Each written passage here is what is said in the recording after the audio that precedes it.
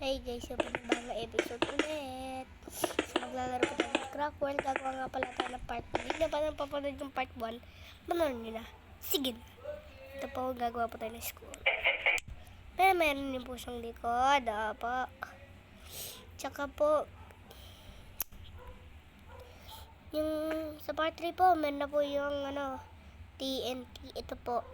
Di po yan sasabog. Ginawa lang po yan. Kaya kaya ito pang Nintendo, di po yan toto.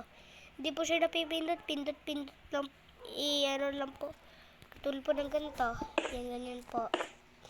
Ito yung plug po at may zombie. Zombie. Hala, paano nakapasok yung mga zombie?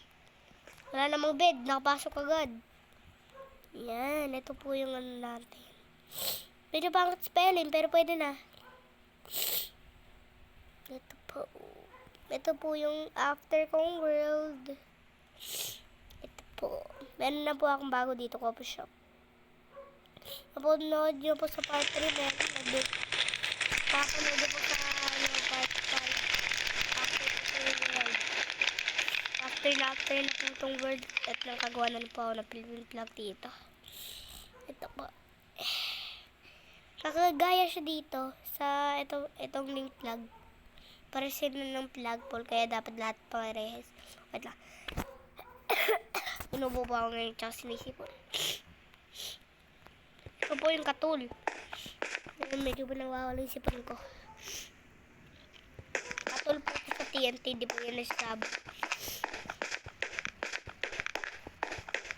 Ito po, yung sa part 1, di ko pa natatapos yung ganito. Ito. Pero ngayon, tapos na.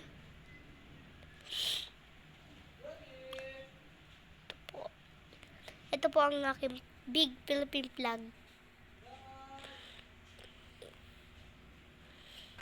Pero mag-i-extend pa po tayo dito.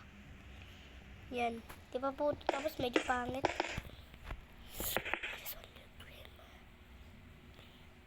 Nagdagdarin po tayo sa red.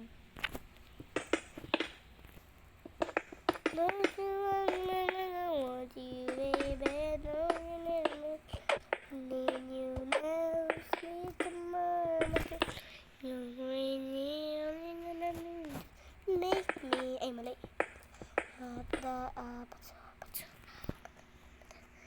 lampo. Malapit na po tayo mag-end. 310 po yung end ko po pala. 310